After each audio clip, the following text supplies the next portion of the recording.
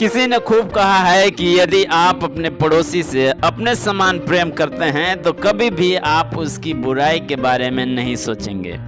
नमस्कार दोस्तों, मैं निरंजन कुमार आज आप लोग के बीच में एक ऐसी कहानी लेकर आया हूं जो आपको बताएगी कि सचमुच में आपका पड़ोसी कौन है। कहानी शुरू होती है आज से 2100 साल पहले, जब यीशु मसीह इस धरती पे अपनी सेवकाई को कर रहे थे। एक दिन की बात है जब यीशु मसीह परमेश्वर के राज्य के बारे में बता रहे थे। उसी समय एक व्यक्ति खड़ा होता है और पूछता है, हे प्रभु, मैं अनंत जीवन की वारिश होने के लिए क्या करूं? तब यीशु मसीह बोलते हैं कि व्यवस्था में क्या लिखा है, तुम कैसे पढ़ते हो?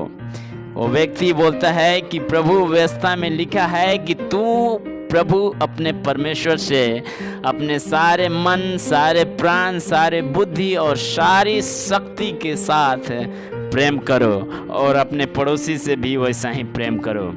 तब यीशु मसीह बोलते हैं कि तुमने बिल्कुल सही उत्तर दिया है, जाओ और ऐसा ही करो तो तुम स्वर्ग राज्य के वारिस हो जाओगे। लेकिन फिर भी वो व्यक्ति अपने आप को जस्टिफाई करने के लिए यीशु मसीह से बोलता है, हे प्रभु, क्या आप मुझे बता सकते हैं कि मेरा पड़ोसी कौन है? तब यीशु मसीह उसे उत्तर देते हैं कि एक व्यक्ति यरूशलेम शहर से यरीहो शहर को जा रहा था। तभी अचानक से मार्ग में ही कुछ डाकू उसे घेर लेते हैं और उसे इतनी बुरी तरह मारते हैं कि वो अधमरा हो जाता है और उसके सारे धन दौलत को छीन के और उसे वहीं पे छोड़ के चले जाते हैं। फिर यीशु मसीह बोलते हैं कि कुछ देर के बाद उसी रास्ता से एक व्यक्ति जो याजक कहलाता है, जो मंदिर में पूजा करता है, उसी रास्ता से गुजरता है। वो व्यक्ति उस स्थान पे आता है जहाँ पे वो व्यक्ति जो अधमरा पड़ा हुआ है रहता है। फिर भी वो व्यक्ति उस व्यक्ति को देखता है कि वो अधमरा पड़ा हुआ है, वहाँ से कतरा के अपने रास्ते को आगे निकल जाता है। फिर यीशु मसीह बोलते हैं कि कुछ देर के बाद एक और व्यक्ति उसी मार्ग से होके गुजरता है, जो लेवी कहलाता है। मंदिर के कार्यों को देख रेख करने का काम था उसका।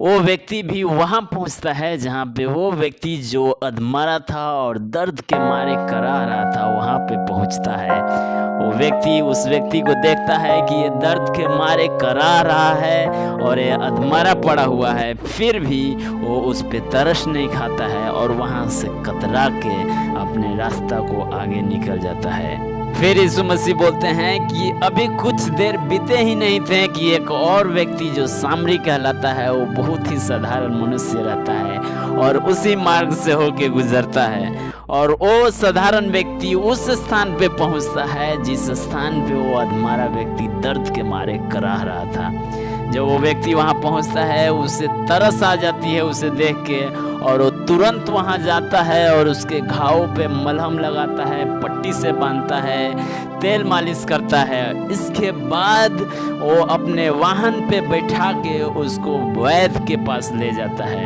और वैद्य से बोलता है कि आप इसका इलाज कीजिए और जितना खर्च इसके इलाज में आएगा मैं उसे दूंगा। फिर सामरी व्यक्ति कुछ पैसे वैद्य को देता है और बोलता है कि आप इसका इलाज अच्छी रीति से कीजिए और अगले दिन मैं फिर इसकी देखरेख के लिए आऊँगा और जितना खर्च आपका होगा मैं उसे दे दूँगा। तब यीशु मसीह बोलते हैं उस व्यक्ति से, जो व्यक्ति सवाल किया रहता है कि मेरा पड़ोसी कौन है, उस व्यक्ति से पूछते हैं कि बोलो, इन तीनों में से उस व्यक्ति जो अधमरा पड़ा हुआ था उसका पड़ोसी कौन है?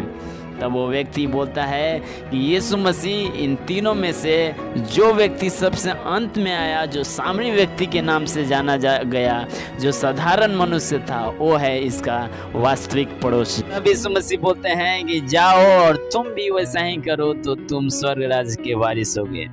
मेरे प्रियो, बहुत बार हम ऐसा चूक जाते हैं, हम समझ लेते हैं कि सिर्फ हमारा पड़ोसी, हमारा बगल वाला ही हमारा पड़ोसी है।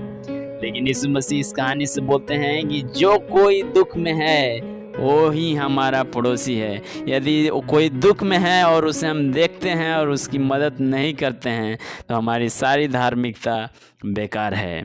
आने वाली वीडियो में हम और ऐसी ही दिलचस्प कहानी को सीखेंगे। यदि आपको ये वीडियो पसंद है, आपको ये कहानी पसंद है, इसे सब्सक्राइब कीजिए और बेल आइकन को दबाइए ताकि जब कभी मैं ऐसी नई कहानी को अपलोड करूं, आप सबसे पहले उसे सुने और अपने मित्रों के साथ शेयर कीजिए। आप सभी को नमस्कार।